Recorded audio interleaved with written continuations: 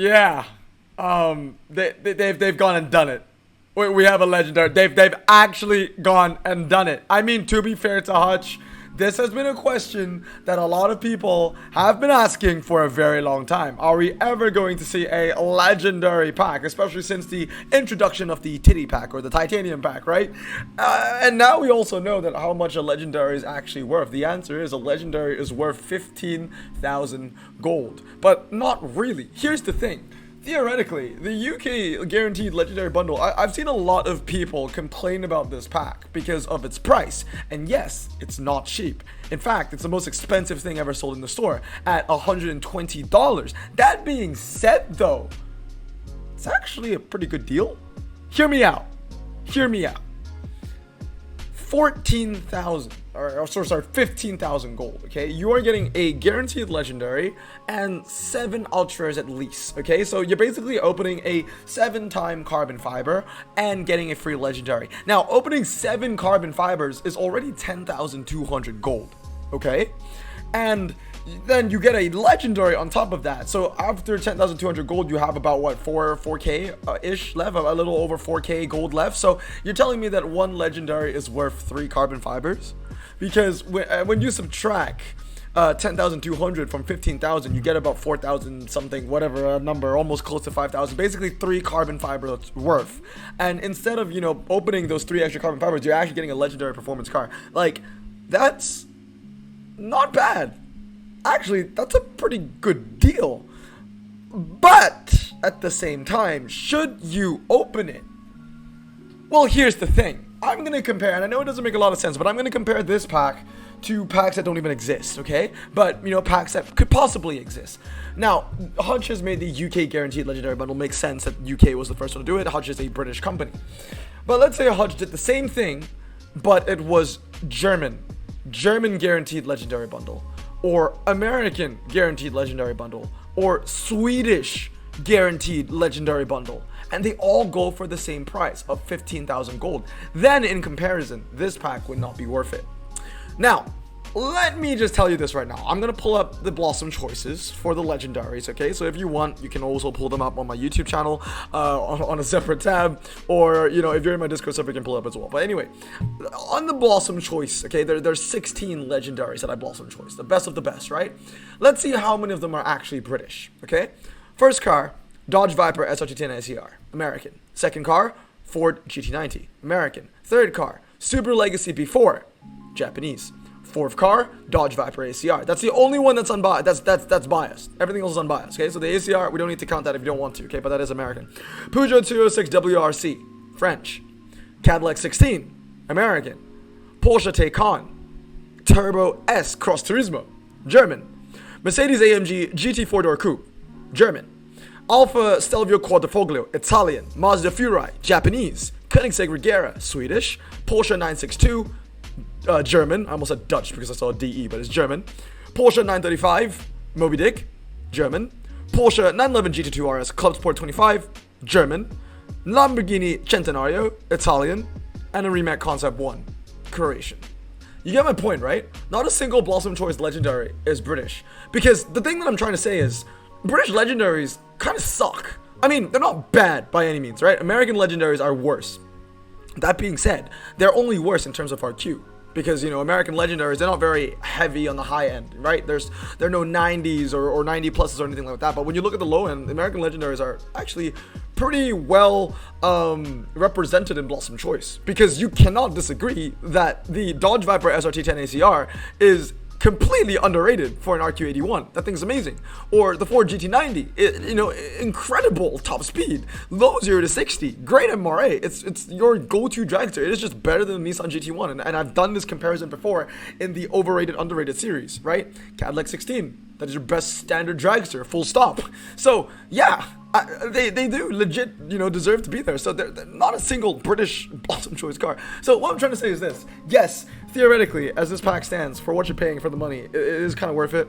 But it also boils down to the fact that one regular carbon fiber is $15, and people might find that overpriced. Even I find one carbon fiber for $15 overpriced. When you think about it, a Team Fortress 2 key is $2.50.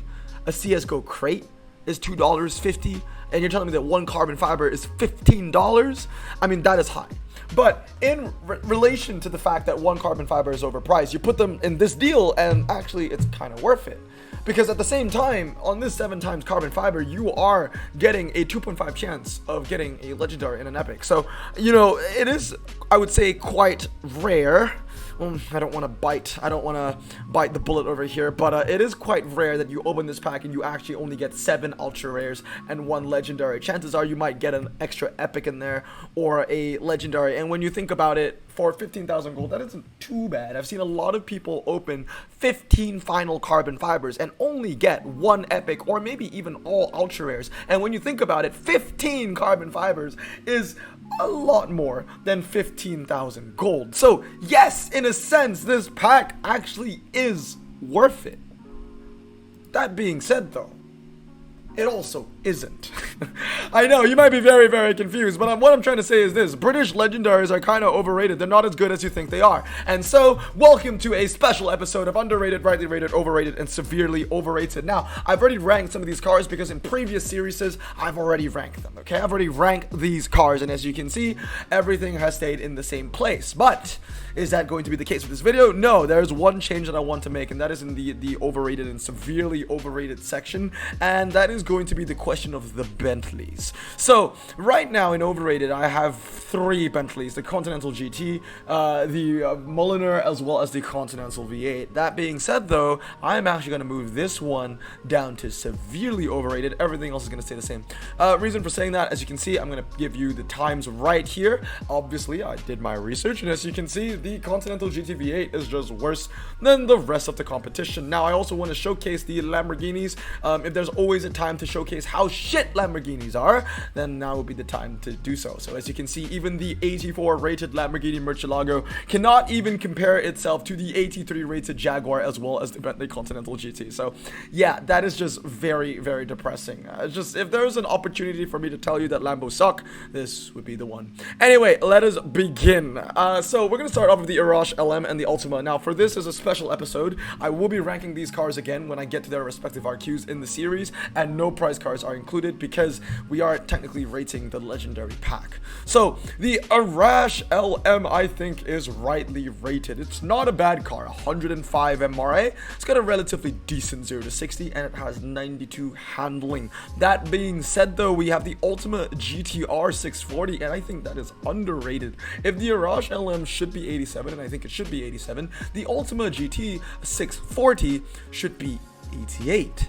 Why do I say this? As you can see over here in another comparison, the Arash LM is alright, but the Ultima is just better. You know what I mean? They are very close in terms of MRA, and even when it comes to the drags, even though that the Arash LM has, I think, 8 more MRA, so going over 100 compared to the Ultima's, I think, 96? Yeah, 96 according to Top Drivers Club, 95 over here, and it's 106. Doesn't really make a difference, really only on the 1 mile where it makes a difference, and at the end of the day, then the 85 roof RT35 beats all of them anyway. So I think that the Ultima GTR, you know, especially when you deploy it on the twistier stuff, definitely is the better car. That being said though, as you can see over here, I did not put in the times for the Aerial 3.5 and the Caterham 620. So if we put in the Aerial right now, it takes most of the twisty stuff. That being said though, the Ultima is still, you know, in a good spot. And then next up is the Caterham 620R. This is 83, by the way. We're comparing it with 86 and 87s. I put the twisty stuff in here, and boom. The Caterham is definitely underrated for sure, and that's why the Caterham is where it is. Anyway, that's going to be the first 2. Now, next one are going to be the Aerials. Well, we already saw that the 3.5 Supercharge kind of carries its own weight, and I'm going to put that in rightly rated. Now, that isn't the same thing for the rest of the Aerials though, because at the end of the day, the Aerials are disappointing cars. So I'm going to show you another timesheet over here to compare the Aerials, and as you can see, where they specialize in are the twisty conditions, and the Caterham just blows them out of the water. Even the 82 Superlight is still the best car for the slalom. That being said though, there are 2 exceptions, one being the 86 and the other one being the 84 Aerial Atom 4, which is just the better car for fast circuit. It actually beats the 86, so I think for that reason, I'm actually going to move this down to overrated. I'm actually going to move all of the Aerials to overrated, and I'm going to move the Aerial Atom 4 to rightly rated, just because it kind of carries its own weight. Honestly, I think that the Atom 2 supercharge is even severely overrated just because it has the worst handling of the bunch. I'm sorry, but when you want to be this super lightweight track car, you need the lightweight performance and the handling. The Caterhams have that, but the Ariels do not. Now, moving on to the Deadpool Bentley. Now, this one I actually think is rightly rated, and this one too, the Continental Super Sports. Now, these two are actually not bad because they actually have good MRA. They're both in the 90s, and that's why I think that they are actually relevant. 90.65 and 90.91. Their handling isn't the best thing in the world, but at least, you know, the MRA and the top speed, it makes sense. So yeah, these two are completely okay. I think that these two Bentleys, they're all right in my books. I think that they're rightly rated. The Bentley Continental GT3R, however, isn't going to, you know, suffer the same fate. I'm gonna put it in overrated. Now, I know it has the same exact stats as two Bentleys that are higher in RQ that I put in rightly rated. That being said, though, the top speed is way lower, and I mean, that isn't saying much, because even if this car had a high top speed, that would mean nothing, because it doesn't have the MRA. The Continental GT3R is somewhere in the mid-80s, 82, which just isn't good enough for legendary, okay? The handling is good. I think it would be a pretty strong 83, but 84 is kind of pushing it a little bit for me. Moving on is the Bentley Continental GT3. Now, the Continental GT3 is like the best Bentley in the game. It has 100 MRA, it handles very well. I think it is rightly rated for a 92, 3.0, 95. Moving on, the Ginetta G55 GT3. Now, this car, some people might disagree, but I think is actually underrated. Here's the thing. These two are the freaking same. They both have 100 MRA, they both have the same top speed, the same 0 to 60, and the same goddamn handling. The only difference is that the Bentley has traction control and ABS, but who the hell freaking cares? Because traction control and ABS makes a difference in either the rain or the 0 to 100 to 0, which is one very specific track set. That's literally it, dude. And you're not gonna put slick tire cars in the rain anyway. The Ginetta G55 is underrated. That is a very good 90, and I could see it as a 91. Moving on to these two shit boxes over here, severely overrated. I do not care what you say. You can voice your opinions about any car I rank, but I will ignore you if your opinions are about the CX-75. Those two are dog shit for their RQ. 97 and 96 is a farce. Seriously, the CX-75 used to be 98. It used to be, can you believe it? It went down to 97. I still think it's so severely overrated. I will roast this car even more when I actually get to 97s and 98s, because when you see this thing up next against the Bugattis, then you will know how far down the pecking order this car is. Everyone says, oh, the Jaguar CX-78 has really good MRA. It's 97. It's a 97 RQ car right now. You are comparing it against Bugattis. What do the Bugattis have? MRA. Better MR. Don't even. Those two Jaguars are shit. They're actually shit. For their RQ, absolutely garbage. Look, man, if you want to put the first CX-75 at 93, the second CX-75 at 95, then we'll talk. But right now, they're just not where they are, okay? Now, moving on is the Jaguar F-Pace SVR. Now, this one is alright. When it comes to all surface tire cars in the game, I actually recognize the importance of the F-Pace SVR. Not only is it the pioneer for British all-surface tire performance, but in a general sense, it still is pretty good. MRA for an SUV, 78 is strong. Handling goes over 90 as well, and it has a high top speed. It's a rightly rated car in my opinion. Moving on is the Jaguar F-Type SVR Coupe. Now, the Jaguar F-Type SVR Coupe, I mean, the thing is, the reputation kind of speaks for itself. Nobody even bothered to put in the goddamn times for this car. That being said, though, it's kind of cursed to see that the Bugatti EB110 is actually outperforming everything else that you see over here. Really goes to show how shit that Audi LMX is, and also the Lambos, but everybody knows that the Lambos are pretty crap already. That being said, the Jaguar doesn't look like it is in a good position, to be fair. I mean, fast circuit and quarter mile looks like it's pretty strong because it has that MRA and it has that 0 to 60. So 3.189 compared to, you know, 3.391. So it's a pretty tough one for me to rank the F-Type because there aren't a lot of times. But what I will say is that it seems like it is carrying its weight. It seems to be on the dragster side of things, and because of that, I'm gonna put it in rightly rated. Moving on is the Lotus 311 430. Now, this is one of the few Lotuses in the game where the MRA was not cut in half. It actually still has 91 MRA. It's incredibly light, a low 0 to 60, and it has really good handling. I actually think it's underrated. It's a really, really good car, and it's been on my wish list for a very long time. I've been looking for that 311 for the longest time ever. Next one is the Lotus Evora GX. This is a very, very strong car. It's a slightly better Viper ACR, and you know, it talks the talk because it has 85 and the Viper ACR has 84.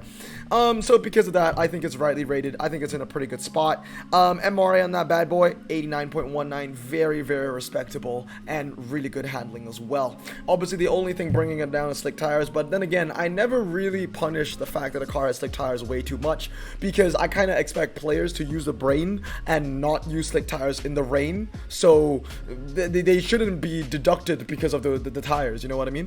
Moving on is the McLaren 12C. Now, the McLaren 12C has a respectable, if not strong, 0 to 60 for an RQ85. 3 seconds, not a lot of legendaries can hit 3 seconds. That being said, though, it did get an MRA cut from 100 to 91. That being said, though, I think it's rightly rated. I think it's a pretty decent 85. Now, let's talk about all the McLarens real quick, right? I think that the 570S Spider is also rightly rated. MRA is good, 0 to 60, very low for an 84. Only handling is a little bit under par. 570S, I think, is rightly rated. 600 LT Coupe, I think, is rightly rated. 600 LT Spider, rightly rated. I think that all of these performance tire McLarens are all rightly rated, and the convertible as well. So nothing in objection with the modern McLarens. Now, what I will bring up, though, are the slick tire McLarens. Now, I actually think that these GT3 McLarens are overrated. I know. They have incredible handling. They have incredible MRA. All of them have over 100 MRA. They can all get over 100 handling. But the reality is, the slick tire McLarens are a little bit overrated. Here, look at this. Okay, I'm comparing this to other RQ90 slick tire cars. And as you can see, the Jetta is stepping up. The Porsche is stepping up. The Lancia is stepping up. The Koenigsegg is falling behind, and the 12C has all of the darkest shades of reds. It is by far and very obviously the weakest car here, and it's the same story for all these slick tire McLarens. They kind of failed the test of time. Why are there so many sirens going?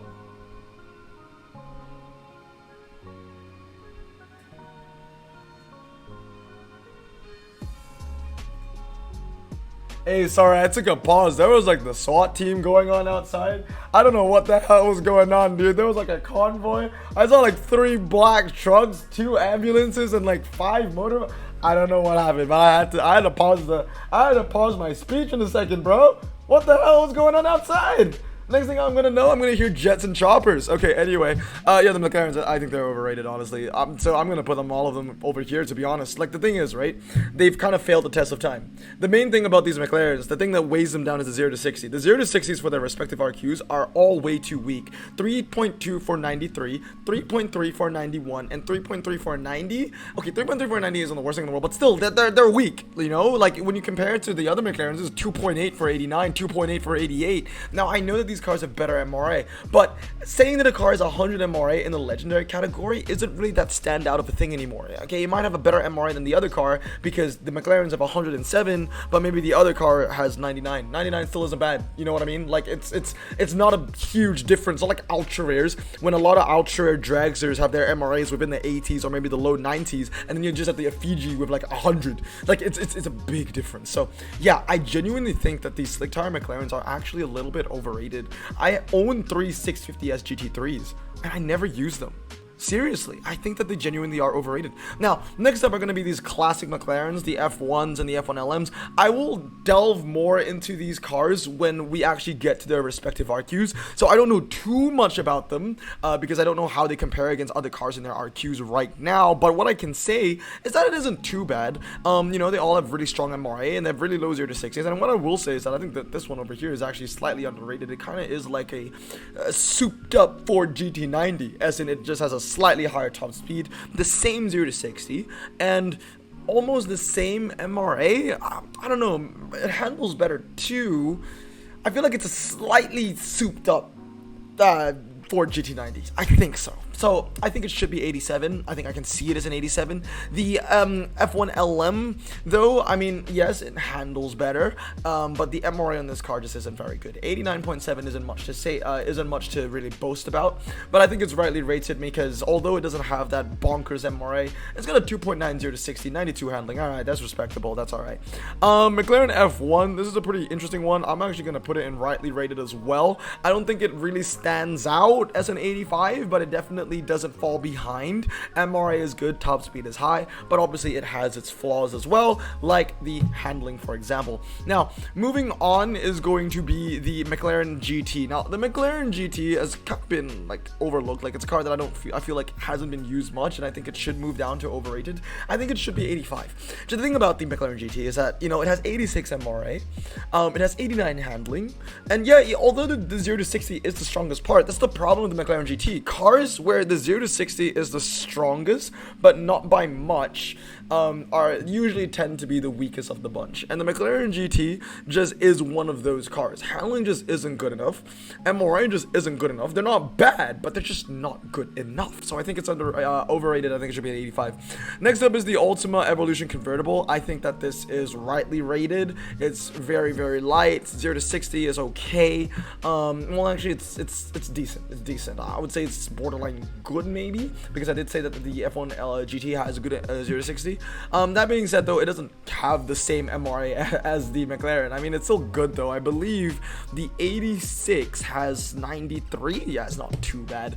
And then last but not least is going to be the Evolution Coupe, and I think that that's rightly rated as well.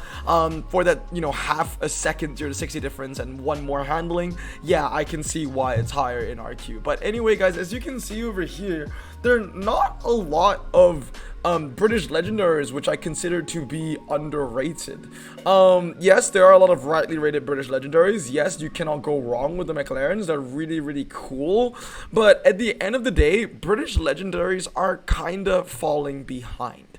When you look at every country with the legendaries that they can provide, I would rather open a a Swedish legendary bundle to get myself a chance of a Koenigsegg, a very, very good Koenigsegg. Obviously the Germans, because the Germans have those really strong Porsches. The problem with the Germans is this: the Germans, they have the highest highs in legendaries, but they also have the lowest lows because of those Audis. That being said, though, you know, the British carbon is the same thing, where the legends are high, but not as high as the Germans, but their lows are about as low as the Germans, because the Audis are about as crap as the Bentegas and the Bentleys and the Range Rovers. So the Germans are just better. And then when you look at the Americans, yes, the Americans, they don't have much to offer in terms of legendaries, but at least what legendaries the Americans do offer provide value. You know, the 16 provides value. ACR, 81 ACR provides value. The GT90 provides value, you know. And then obviously the French, you have the Bugattis, and the Japanese. Yeah, the Japanese one would suck. The GTR suck. So yeah, the Japanese one would be the one that would be worse than the British one, the bundle, I think. But yeah, anyway, guys, that's gonna be it for today. Let me know what you think about this video down in the comments below. This will be a two-part series because in tomorrow's video I'll be doing the same thing, but for the British epics. And I do want to say that that has a lot, has a much more positive tone to it. But anyway, guys, that's gonna be it for today. I hope you guys have a great day. Remember to stay safe, wash your hands, and blossom out. Peace.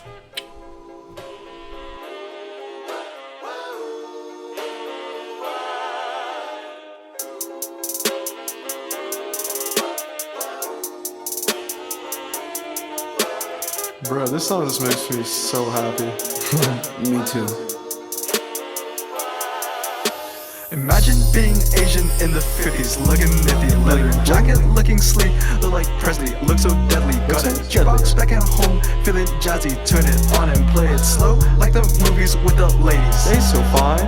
Imagine being Asian in the 50s, looking nifty, leather jacket, looking sleek, look like Presley, look so deadly. Got a jukebox back at home, feeling jazzy, turn it on and play it slow, like the movies with the ladies. They so fine. Sit back, relax in my Bonneville Pontiac. Hold tight all night, cruise to Jacksonville Atlantic. Blonde hair, don't care.